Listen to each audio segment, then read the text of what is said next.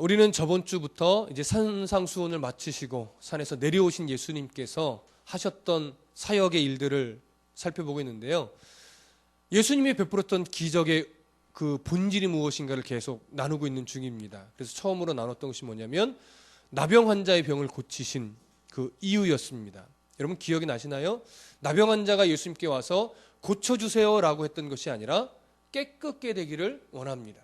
이 깨끗게 된다는 것은 단순하게 육체적인 질병에 대한 고침을 요구하는 것이 아니라 이 깨끗게 하다라고 하는 말 자체가 갖고 있듯이 정결하게 되다. 종교적으로, 신체적으로 정결하게 되기를 요구하는 것입니다. 마찬가지로 이 나병 환자가 나병은 부정한 병으로 여겨져서 사회에서 격리되어지고 성전에도 들어갈 수가 없었습니다. 그렇기 때문에 이 나병 환자는 계속하여 추락되는 삶을 살 수밖에 없어요. 왜? 하나님께도 나오지 못하죠. 하나님의 백성들과 교제를 나눌 수도 없지요. 격리돼서 사회 밖에서 살아갈 수밖에 없는 이 안타까움이 더 깊었습니다.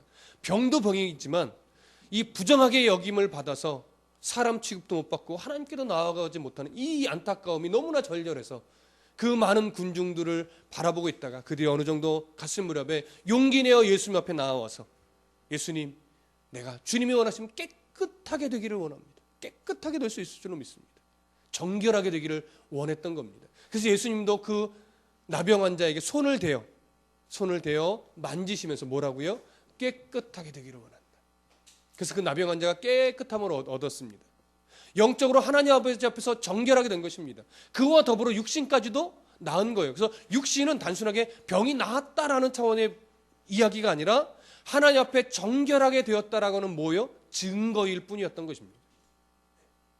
그래서 이제 예수님의 앞으로 십자가의 사역이 결국 이처럼 우리들의 힘으로 정결하게 될 수 없는 이 영적인 질병이 예수 그리스도의 십자가의 사역으로 정결하게 될 것을 보여주는 하나의 중요한 그림이 되는 것입니다. 그 그림 때문에 이제 곧 예수님이 십자가에 고난받고 십자가에 달려 죽으실 것이기 때문에 그 사역을 보여주는 아주 중요한 그림으로 이제 산상수훈을 마치시고 내려오셔서 예수님은 첫 사역으로 나병 환자의 병을 고치신 것입니다.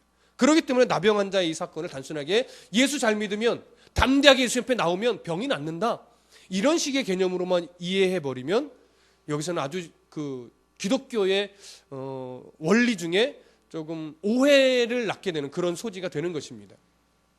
그 다음에 오늘 예수님은 두 번째 사건으로 누구를 만나 주셨냐면 한 백부장을 만나 주셨습니다. 근데 이 백부장은 유대인이 아니라 이방인인 한 백부장입니다. 그래서 그 백부장, 이방인인 백부장의 하인의 병을 낫게 해주는 예수님의 모습인데 우선 5절과 6절을 한 번 더 다 함께 읽어보겠습니다. 5절과 6절 시작. 예수께서 가버나움에 들어가시니 한 백부장이 나와 간구하여 이르되 주여 내 하인이 중풍병으로 집에 누워 몹시 괴로워하나이다. 자, 오늘 이 구절에서 우리가 중요하게 봐야 될 것이 뭐냐면 가버나움이라는 장소와 한 백부장이 이방인이었다라는 겁니다. 이방인이었다라고 하는 겁니다.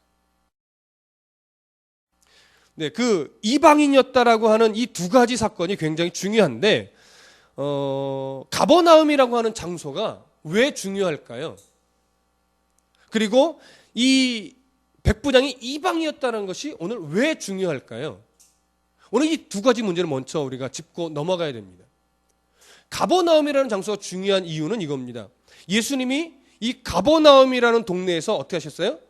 자라나셨어요. 그렇기 때문에 가버나움에 사는 유대인들은 예수님이 누구 집 자손이며 어렸을 때 어떠한 모습을 하고 자랐으며 친구들과의 관계가 어땠으며 어떤 성품으로 살아오셨는지를 다 보고 알아요. 다 보고 알아요. 특히 예수님이 자라나신 그 같은 동네에 있는 사람들은 그 집에 우리나라 표현으로 얘기하면 숟가락이 몇 개인지까지도 아는 거예요. 근데 그런 상황에서 예수님이 어느 정도 이제 자라신 30살 무렵 되셨을 쯤에 이제 본격적으로 메시아의 사역을 감당하시게 됐죠. 그래서 가버나움에서 예수님이 많은 이적과 기적들을 베푸십니다. 근데 그 이적과 기적들을 베푸실 때에 가버나움 사람들이 야, 예수가 메시아인가 봐. 이랬을까요? 안 그랬을 거예요. 마태복음 11장 23절에 보면 예수님이 이렇게 말씀하신 장면이 나옵니다. 가버나움아, 네가 하늘까지 높아지겠느냐? 음부에까지 낮아지리라. 내게 행한 모든 권능을 소돔에서 행하였더라면 그 성이 오늘까지 있었으리라. 이 말은 뭡니까? 가버나움 사람들이, 특히 가버나움에 있던 유대인들이 그만큼 더 완악했다라는 거예요. 사실은 누구보다도 예수님과 가까이 있었던 사람들이에요. 누구보다도 예수님에 대해서 잘 알고 있던 사람들이에요. 그럼에도 불구하고 그 가버나움에 있던 유대인들은 예수님을 믿지 못했어요. 예수님을 메시아로 인정하지 못했어요. 그런데 이제 중요한 하나, 예수님이 이 마태가 오늘 이 본문을 기록하면서 아주 예리한 비교를 하나 해주는데, 그 예리한 비교가 뭐냐면 가버나움과 누구를 비교하냐면 이방인인 백부장을 비교를 하는 겁니다. 이 백부장은 유대인들이 멸시하던 사람이에요. 이방인이니까. 당시 이방인은 유대인들에게 있어서 이방인은 어떤 사람들이에요? 저 할례받지 못한 민족. 그래서 참 속된 표현인데 개보다도 못한 민족이라는 표현을 그들은 썼습니다. 개보다도. 그래서 그들의 기도 가운데는 저 할례받지 못한 이방인으로 태어나지 않게 해주셔서 감사합니다. 유대인들이 이런 기도를 했어요. 또 유대인들이 했던 감사 기도 중에 하나가 뭐냐면, 이건 참 어처구니 없는 건데, 여자로 태어나지 않게 해주셔서 감사합니다. 이런 기도도 드렸었다고 합니다. 그만큼 유대인들, 특히 유대인 남자들은요, 선민이다, 우리가 할례를 받았다, 우리가 율법을 가진 민족이다라고 하는 이 긍지와 이 자부심이 사실 하늘을 찔렀어요. 하늘을 찔렀어요. 그게 그들의 모습이었습니다. 그런데 사실 그럼에도 불구하고 그들은 지금 누구의 압제하에 있어요? 로마의 압제하에 있어요. 그리고 이 로마의 그 백부장으로 했던 이 사람은 사실 실제 권력을 쥐고 이 이스라엘 백성들을 또 한 부분 다스리는 사람이에요. 그렇죠? 그 위에 물론 총독도 있고 하지만 어쨌든 그 밑에서 이스라엘 백성들을 좌지우지할 수 있는 그런 권세를 가진 사람이란 말이에요. 근데 그러한 사람이 만나보지도 못했던 그 예수님 앞에 나오는 거예요. 자, 누가복음 7장 2절과 3절에 보면 이런 말씀이 있습니다. 제가 읽어드릴게요. 어떤 백부장의 사랑하는 종이 병들어 죽게 되었더니 예수의 소문을 듣고 유대인의 장로 몇 사람을 예수께 보내어 오셔서 그 종을 구해 주시기를 청한지라. 누가복음에 보면 어떤 백부장이 누구냐면 오늘 마태복음 8장의 이 백부장이 똑같은 인물입니다. 그 백부장이 종이 병이 들어서 이제 고칠 수가 없는 거예요. 이 방법 저 방법 다 써봤겠죠. 근데 사랑하는 종이 병들어 죽게 돼 있는 거예요. 그런데 그에게 누구에 대한 소문이 들리냐? 예수라는 사람에 대한 소문이 들린 거예요. 그래서 여러 소문들을 이렇게 정보로 수집했겠죠. 군인이니까. 그래서 쫙 보니까 이 사람이 보통 사람이 아닌 거예요. 그래서 그 소문만 듣고 그에게 나와서 이 종의 병이 낫기를 뭐 한 거예요? 간구한 거예요. 그래서 이 백부장이 예수님을 향하여 뭐라고 부릅니까? 오늘 본문 한번 보실까요? 8절 다 같이 읽어봅니다. 시작. 백부장이 대답하여 이르되 주여 내 집에 들어오심을 나는 감당하지 못하겠사오니. 거기까지. 예수님께 대해 뭐라고 호칭합니까? 내 주여. 여러분, 내 주여라는 이 말은요 굉장히 놀라운 고백입니다. 왜냐하면 주여라는 고백은요 퀴리오스라는 말인데 이건 주인이라는 말이에요. 주인. 근데 백부장은 일단 예수님 믿지 않아요. 그리고 백부장 위에는 지금 누가 있어요? 로마 황제가 있어요. 총독도 있고 황제도 있단 말이에요. 그런 사람이 감히 유대인, 자기들이 통치하에 있는 유대인, 그것도 사실은 큰 권세도 없어요. 많은 사람들에게 존경을 받는 사람도 아니에요. 30살 남짓의 한 사람을 향하여 뭐라고 부르냐면 주여 내 주인이여 이렇게 부르고 있는 거예요. 이 말을 로마의 총독이나 황제가 들었다면 저놈을 당장 목을 쳐라 뭐 이랬을 거예요. 근데 담대하게도 예수님 향하여 내 주여라는 호칭을 하고 있다라고 하는 겁니다. 도대체 무슨 믿음을 가지고 어떠한 마음이었길래 이런 호칭을 백부장이 하게 되었을까요? 자, 우선 그 부분을 살펴보기 위해서 이제 다음 이어지는 구절을 좀 찾아보겠습니다. 자, 오늘 본문은 우선 우리가 한 가지 초점을 갖고 보셔야 되는데 한 백부장의 하인, 그 하인의 병을 예수님이 고쳐주셨다라고 하는 단순한 어떤 사실적인 한 현상만 봐서는 안 됩니다. 왜냐하면 가버나움에 있는 유대인들과 이방인인 한 백부장을 지금 드렸던 말씀처럼 비교하고 있는 이 이유가 있을 것이기 때문에 그렇습니다. 예수님을 가까이 하고 있었던 이 가버나움의 유대인들은 예수님을 믿지 못했어요. 당연히 주라는 호칭은 하지도 않았겠지요. 그러나 이방인인 한 백부장은 예수님을 만나보지도 못했고 자라난 모습을 보지도 못했어요. 소문으로만 들었음에도 불구하고 뭐라고 부르고 있냐면 주여라고 부르고 있는 겁니다. 왜 마태가 이 두 가지의 비교를 아주 절묘하게 하고 있는지 우리 그 사실을 오늘 살펴보셔야 돼요. 자, 이 비교를 가지고 오늘 6절을 다시 한번 보시겠습니다. 6절 함께 읽습니다. 시작. 이르되 주여 내 하인이 중풍병으로 집에 누워 몹시 괴로워하나이다. 자, 백부장이 예수님에게 내 주여라고 부르면서 이렇게 말했어야지 옳아요. 내 하인이 병으로 죽게 되었사오니 내가 당신께 의지하오니 내 하인의 병을 어떻게 해요? 고쳐 주시옵소서. 병이 낫게 해 주시옵소서. 그런데 오늘 백부장은 뭐라고 얘기합니까? 고쳐달라고 해요? 아니요. 낫게 해달라고 해요? 아니요. 뭐라고 하죠? 내 하인이 병이 들어서 고통스러워합니다. 괴로워합니다. 그냥 단순하게 하인의 상태를 예수님께 말씀드렸을 뿐이에요. 여러분 이것을 그냥 읽으면 그럴 수 있겠다라고 생각하지만 만약에 여러분의 자녀가 이 방법도 안 되고 저 방법도 안 되고 대학병원을 가도 안 돼요. 의사도 포기했어요. 근데 예수님이란 분이 병자를 고친다는 소문이 났어요. 근데 살펴보니까 그분이 메시아 같아요. 그러면 여러분들이 자식을 데리고 예수님께 나아가서 내 아이가 매우 아픕니다. 이렇게만 말하시겠어요? 마음이 얼마나 간절한데? 바지끄내기를 붙잡고 제발 나를 죽어도 좋사오니 내 아이만큼은 어떻게 해요? 살려주세요. 고쳐주세요. 이러지요. 내 아들이 고통스러워합니다. 이 말로 끝나겠어요? 고쳐달라는 말을 안 빼먹지요. 안 빼먹지요. 근데 이 백부장은 고쳐달라는 소리를 안 하고 뭐라고 해요? 괴로워합니다. 상태만을 이야기하는 거예요. 여러분 왜 그랬을까요? 왜 고쳐달라는 말을 직접적으로 하지 않고 그냥 괴로워합니다. 이런 상태만을 표현하고 있을까라는 부분입니다. 이유는 이겁니다. 백부장이 지금 소문으로 들었던 예수님에 대해서 그 안에 어떠한 믿음이 생겼느냐? 예수님은 다르다라는 거예요. 예수님이 주인이라는 거예요. 그러니까 예수님이 고쳐주시든지 안 고쳐주시든지 그분은 나의 주인과 같은 사람이다라는 거예요. 예수님이 뜻이 있으시면 고쳐주시는 것이고 뜻이 아니면 안 고쳐주신다는 두 가지를 다 인정하고 들어가는 거예요. 안 고쳐주시면 예수님은 별 볼 일 없는 그저 그런 사람이고 고쳐주시면 역시 메시아야. 이렇게 반응하지 않겠다라고 하는 거예요.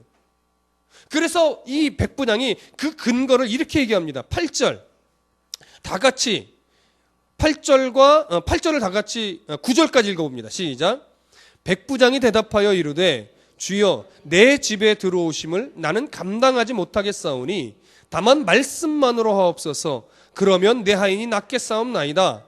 나도 남의 수하에 있는 사람이요 내 아래도 군사가 있으니 이더러 가라 하면 가고 저더러 오라 하면 오고 내 정도로 이것을 하라 하면 하나이다. 자,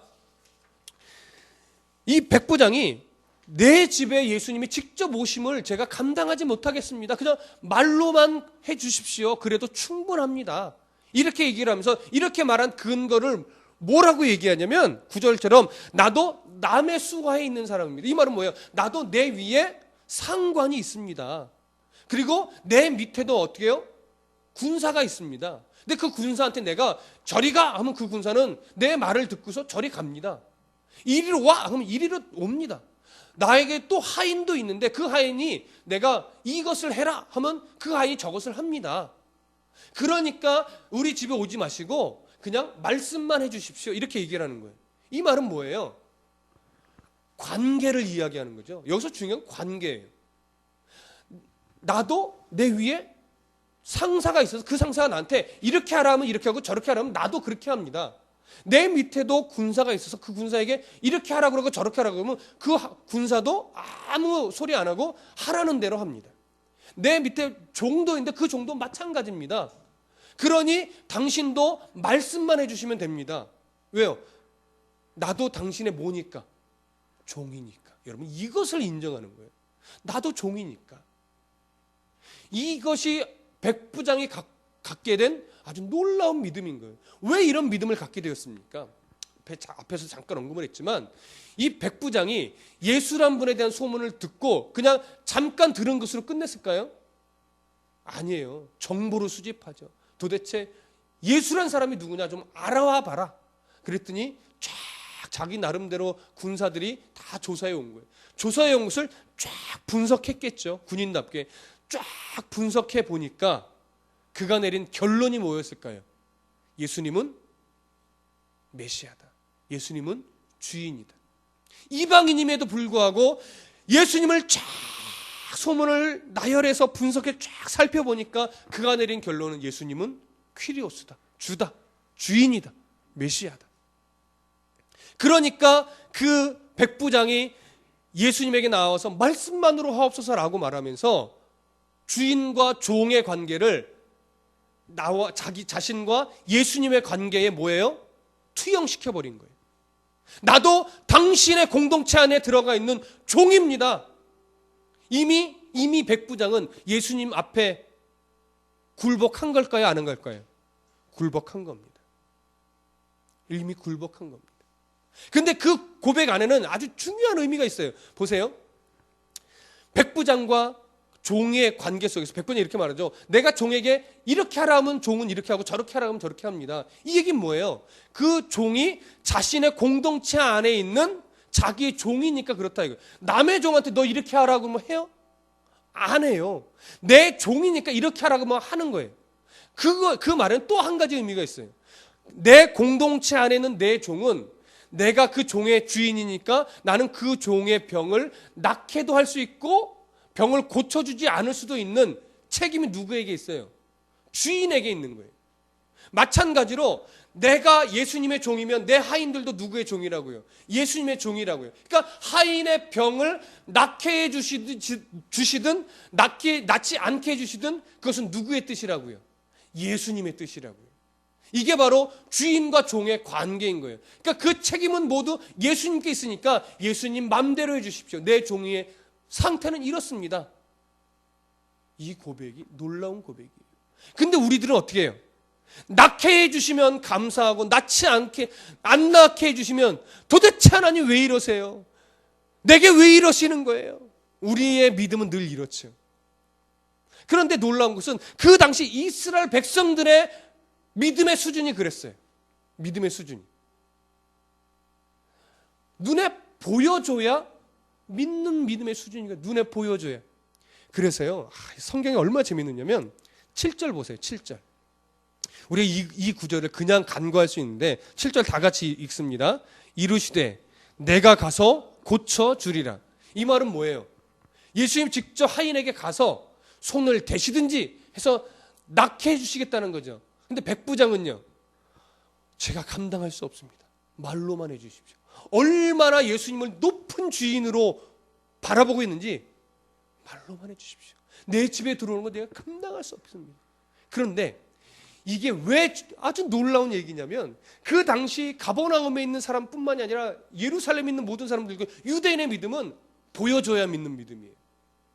뭐 손을 대서 낫게 해줘야만 믿는 믿음이에요.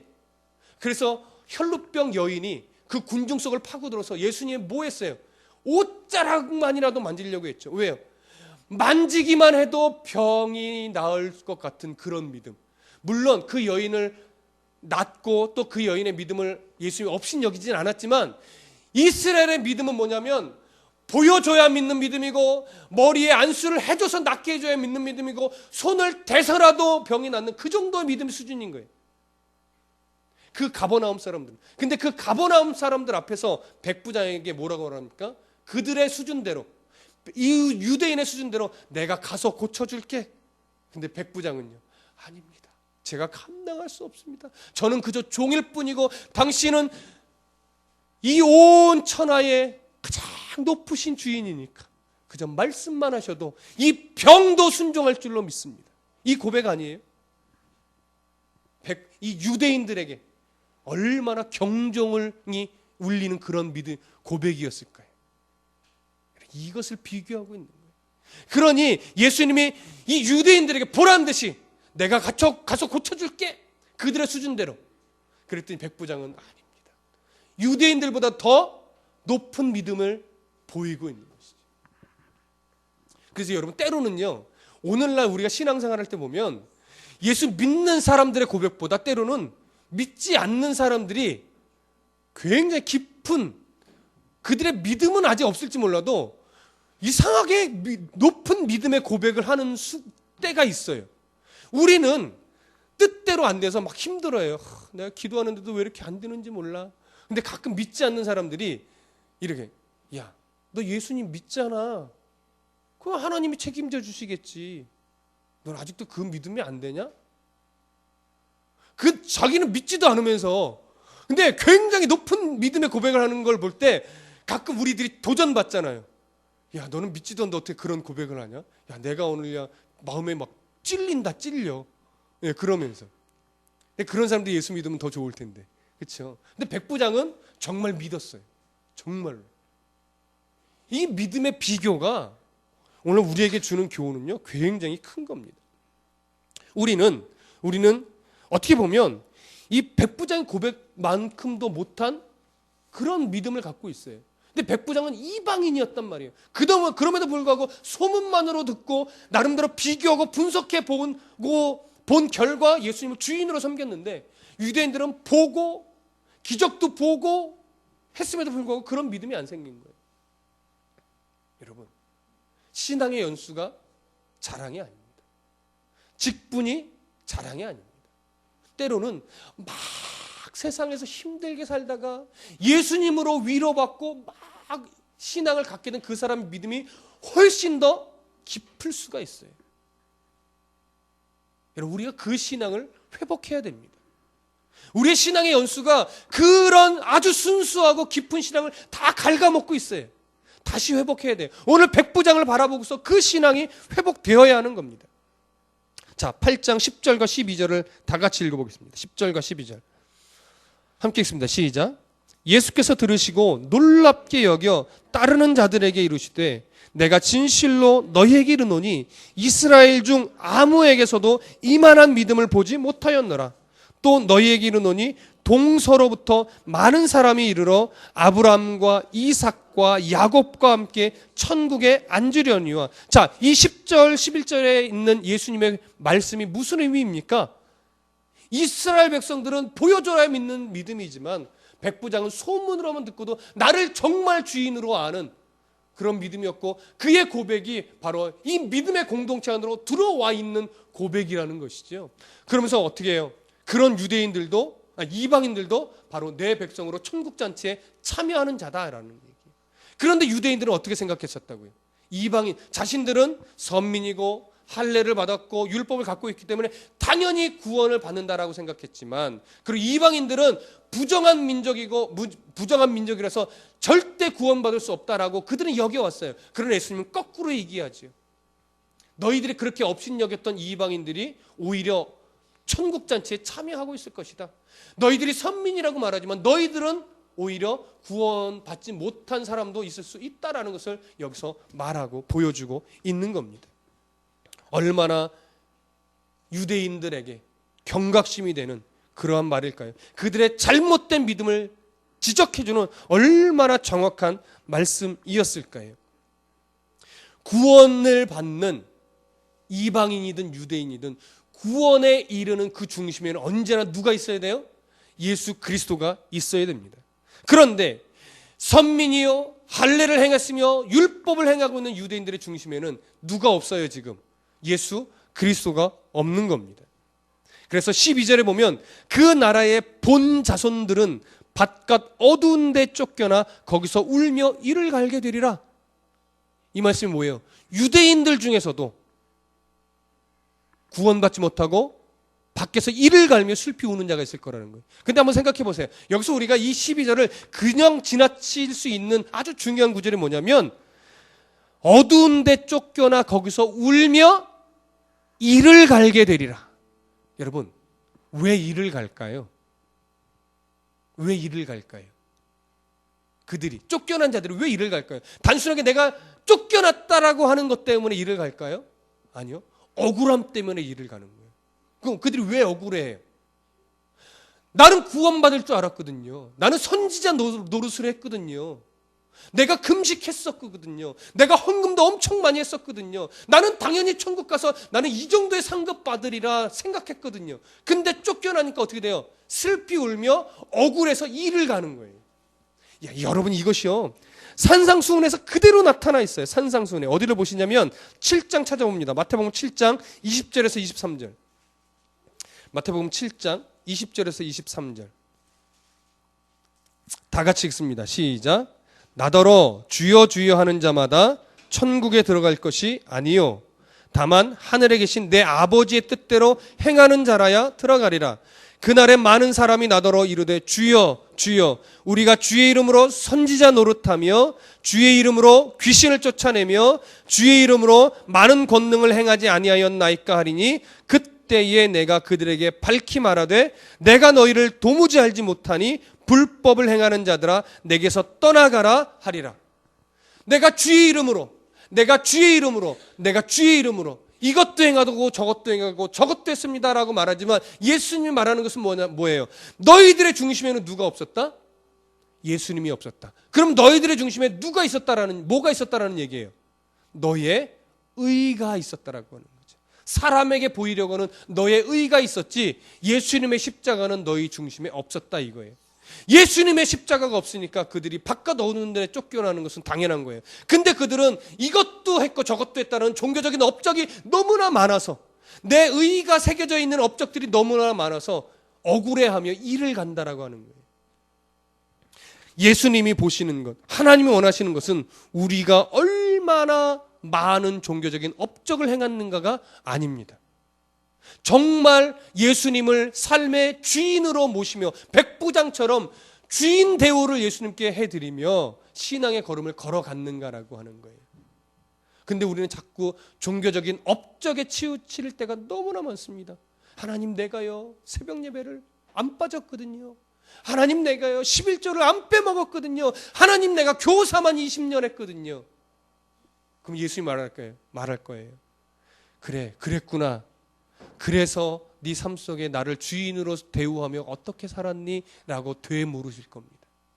그때 우리가 할 말이 있어야 되는 거예요. 내가 교사로서 20년을 섬기는 자로서 세상 속에서 어떻게 살았는가 대답할 말이 있어야 돼요. 내가 평생 11조를 안 빼먹은 자로서 세상 속에서 어떻게 예수님을 주인으로 모시며 살았는가 그 할 말이 있어야 되는데 앞에는 있어요. 20년 뭐 했어요? 11조 안 빼먹었어요? 예배 안 빼먹었어요? 내가 집사였어요? 권사였어요? 장로였어요? 목사였어요? 라고 그 앞에 말은 할 게 있는데 그 뒤에 그래서 어떻게 살았는가가 할 말이 없으면 슬피 울며 이를 갈 수 있다라는 거예요. 이것은 하나님의 선택한 백성도 쫓겨날 수 있다라는 말이 아니라 그만큼 하나님이 안타까워하시니까 정신 차리고 뭐 하라는 거예요? 신앙생활을 바르게 하라는 거예요. 바르게.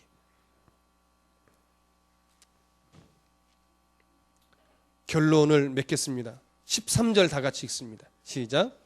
예수께서 백부장에게 이르시되 가라, 네 믿은 대로 될지어다 하시니 그 즉시 하인이 나으니라.